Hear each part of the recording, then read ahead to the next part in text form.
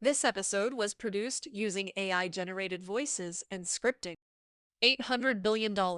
That's the number floating around Anthropic right now. And I keep coming back to this.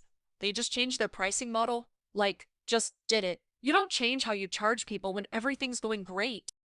See, that's... No, actually, it's the opposite read. The pricing change is the bullish signal. The valuation is the part I'd be worried about. Okay, but hang on. Walk me through that because on the surface, switching from flat subscription pricing to usage-based billing mid-stride feels like you're scrambling. Right, so here's what happened. Anthropic had these flat rate plans for businesses. You pay a set fee, you get access to Claude, done. But they've been running into this compute crunch, which is real. Demand for their models is outstripping their infrastructure. So they moved to usage-based billing, where companies pay based on how much they actually use the AI. Tokens in, tokens out, meter. Which sounds like they're rationing. It sounds like rationing, but what it actually is price discovery. They had no idea what their product was worth per unit because they were selling it like a gym membership. Flat rate, all you can eat. And now they're saying, actually, some of our customers are using 10 times what others are, and we need to capture that.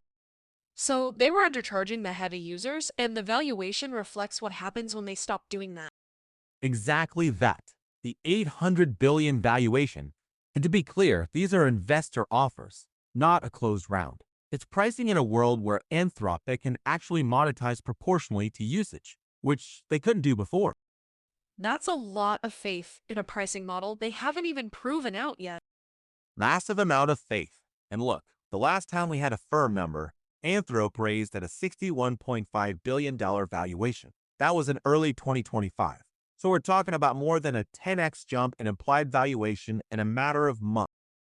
Wait, seriously? 61.5 to 800? That's what's being reported. Investor offers at 800 billion, and nobody's saying this.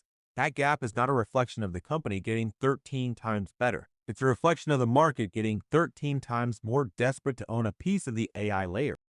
Which, honestly, Yeah, it's the sovereign wealth funds, it's the big tech strategics, it's everyone who missed the early rounds trying to buy in at whatever price gets them a seat.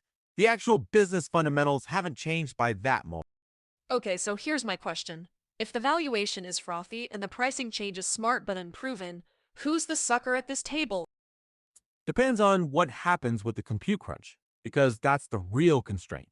Anthropic's models, Claude specifically, have been capacity limited. They've had to throttle access. The usage-based billing is partly about aligning revenue to cost, but it's also about managing scarcity. They physically can't serve all the demand at flat rate. That's the part nobody talks about. Everyone frames it as a growth story. But the core issue is they can't make enough of the thing people want to buy. And that creates a ceiling. You can have the best model in the world, but if you can't serve it at scale, your revenue is capped by your infrastructure, not your demand. The valuation at 800 billion is pricing in demand. The actual business is constrained by supply. So the compute crunch is simultaneously the best marketing you could have. Everyone wants what they can't get, and the biggest operational risk. Exactly. And the usage-based model helps with that because it naturally prices out the low-value use cases. If you're a company running Claude for something trivial, the per token cost is going to make you think twice. That frees up capacity for the high-value enterprise customers who'll pay whatever. Smart for margins. Terrible for adoption. That's the trade-off. OpenAI is still running a flat $20 a month consumer plan and a $200 pro plan. They're optimizing for users. Anthropic is optimizing for revenue per compute cycle. Those are fundamentally different strategies, and I'm not sure the market has priced in how different the outcomes can be. Okay, but here's what bugs me. If you're an enterprise customer and you've been on a flat plan, and now Anthropic comes to you and says, actually, we're metering everything, that's a hard conversation. Some of those customers are going to look at OpenAI or Google and say, why don't I just go where it's predictable? Some will, but the bet Anthropic's making is that their model quality is high enough that the switching cost is real. If you build your workflows around Claude, if your agents are tuned to Claude's behavior, moving to GPT-4 or Gemini isn't free. It's months of reintegration. Locked in by quality. That's the whole game right there. That's their bet. And it's not a bad bet, but it requires them to stay at the frontier, which, that's not guaranteed. Every 6 months, someone else drops a new model. Alright, let me throw something else in here, because this is where it gets politically interesting. Treasury Secretary Scott Bessent, came out and called Anthropic's Mythos approach a breakthrough in the context of the China AI race. Yeah, and that's significant for a reason people aren't catching. Besant isn't just cheerleading. He's positioning Anthropic as a national strategic asset. When the Treasury Secretary of the United States name checks a specific company's AI methodology as a competitive advantage against China, that's not commentary. That's industrial policy signaling. So, what is Mythos? Because the name is doing a lot of heavy lifting, and I've seen very little substance. So, from what's been described, Mythos is Anthropic's approach, and I think it's as much a safety and alignment framework as it is a pure capability play. It's the combination of their constitutional AI methods with the way they're deploying models to be more controllable and auditable. Bassett specifically framed it as showing that the US can lead an AI that's both powerful and trustworthy, which is the contrast with how China's developing AI with fewer guardrails. And Canada's AI minister basically said the same thing. Francois Philippe Champagne, yeah, he praised the Mythos approach specifically. So you've got the US Treasury Secretary and a Canadian cabinet minister both pointing at Anthropic and saying this is the model for Western AI development. That's not an accident. That's not an accident, and it's also not nothing when you're trying to raise at 800 billion. Having governments basically co-sign your approach is It's the moat you can't buy. OpenAI has the users. Google has the distribution. Anthropic has the government relationships and the safety credibility. And in a world where regulation is coming, and it is coming, being the company that regulators trust is an enormous competitive advantage. who does that actually help though? Like, the enterprises buying Claude don't care that Scott Bessent likes Anthropic's safety story. They care if the model works. That's not what's happening. The enterprises absolutely care. Because if you're a pharmaceutical company or a bank or a defense contractor and you're deploying AI, you need the AI vendor that won't get you hauled before Congress. That's Anthropic's pitch. And speaking of pharma, Novartis' CEO Vas Narasimhan just joined Anthropic's board. Wait, the CEO of Novartis? Not some board member. The CEO. The CEO, and this is a tell, Novartis is one of the biggest pharmaceutical companies in the world. Having their chief executive sit on your board isn't just a credential. It signals that Anthropic is going deep into regulated industries. Healthcare, drug discovery, clinical workflows. Those are industries where the safety-first approach isn't a nice-to-have, it's the entire purchasing criteria. And where usage-based billing actually makes more sense because the use cases are high value. Right. A pharma company running Claude to analyze clinical trial data doesn't blink at per-token pricing because the value of each output is enormous. That's totally different from a startup using Claude to write marketing copy. So, Anthropic's basically saying, we're not for everybody. We're for the customers who can pay, in the industries where trust matters, with the government backing to prove we're the safe choice. And that's a real strategy. It's a defensible strategy. My issue is whether it's an $800 billion strategy. Okay, that's the question. Let's actually do that math. What would Anthropic's revenue need to look like to justify 800 billion? So the standard SaaS multiple for a hyper-growth company is maybe 30 to 50 times revenue. Even at the aggressive end, you'd need 16 to 26 billion in annual revenue. The actual number is, we don't have a confirmed public figure, but the last credible reports had Anthropic's annualized revenue run rate in the low single-digit billions, maybe 2 to 3 billion. So you'd need to 8x or 10x revenue just to justify the valuation at aggressive multiples. And that's assuming the market keeps giving them hyper-growth multiples, which it won't forever. So either Anthropic has revenue numbers we haven't seen that are much higher, possible given the enterprise push, or this valuation is pricing in 2 or 3 years of perfect execution. That's a lot of things that have to go right. It's everything going right, the compute crunch resolving, the usage-based pricing not causing churn, the model staying at the frontier, the regulatory environment favoring their approach, all of it.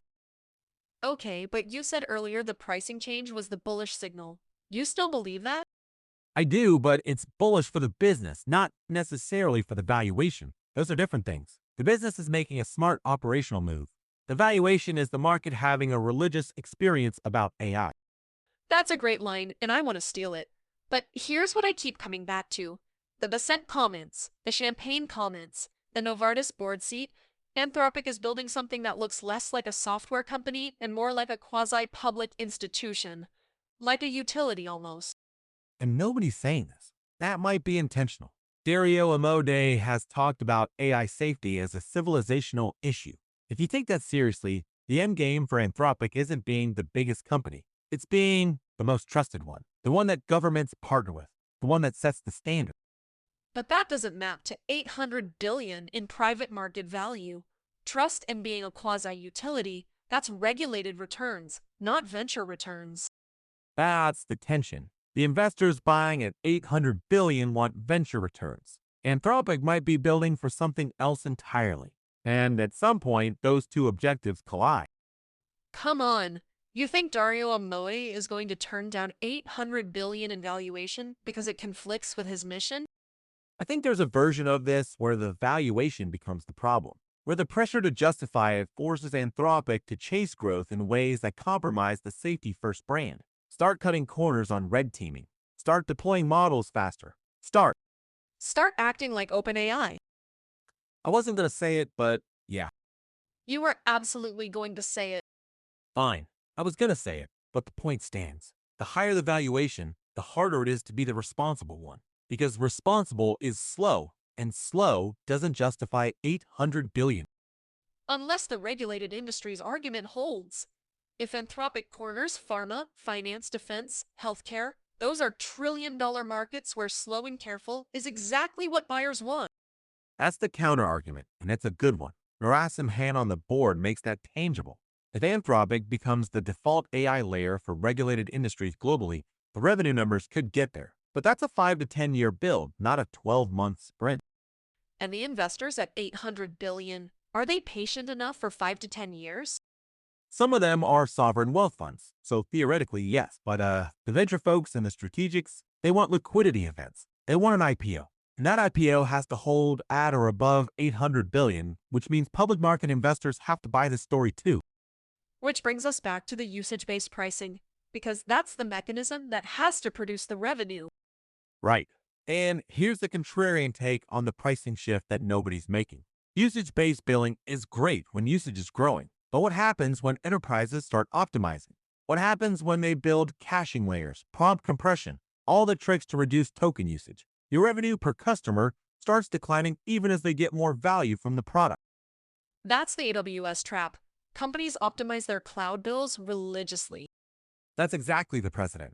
AWS grew like crazy, and then every Fortune 500 company hired a FinOps team whose entire job was reducing the AWS bill. The same thing will happen with AI. Usage-based pricing creates a natural incentive for your customers to use less of your product. Okay, but hang on. That happened to AWS after years of hypergrowth. They still built a $200 billion business.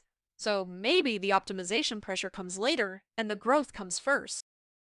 Fair, the sequencing matters.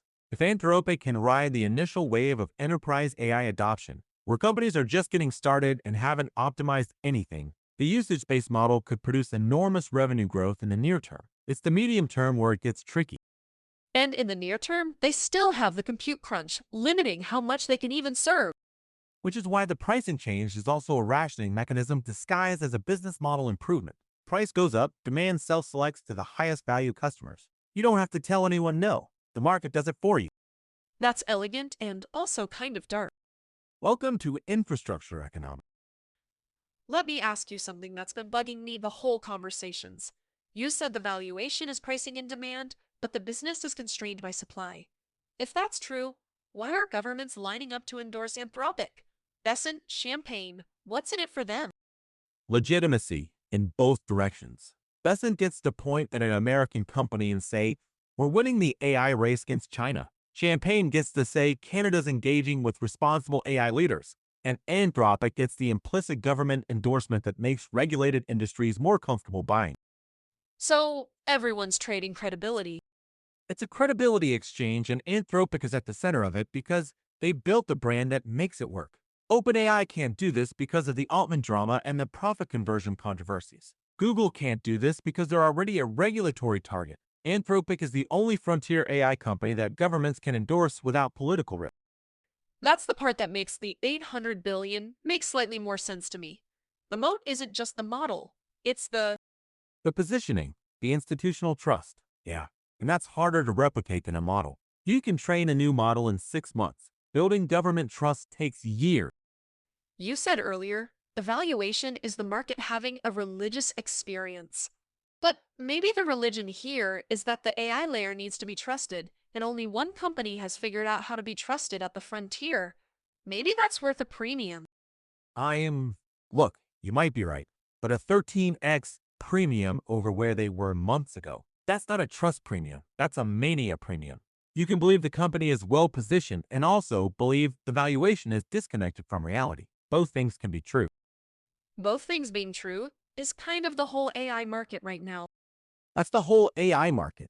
Great companies, insane valuations, real technology, fake price discovery. And Anthropic might be the most interesting version of all of those contradictions at once. All right. So, if you had to bet, does the 800 billion hold when this round actually closes? I think they closed something, but maybe not at 800. These things leak at the high end. The offers at 800 might be from one or two aggressive players, and the actual round might come in at 5 or 600 billion, which would still be a massive jump from 61.5. And that would still make it one of the most valuable private companies in history. By a wide margin. The only comparable is SpaceX, which is in the 350 billion range. So even at a discount to 800, Anthropic would be the most valuable private company on Earth for a company that's existed for about 4 years. 4 years, a compute crunch, a brand new billing model, and a board member who runs Novartis. That's quite a cocktail. It's either the foundation of the most important company of the next decade, or it's the most sophisticated hype cycle we've ever seen. And the honest answer is, we genuinely don't know what.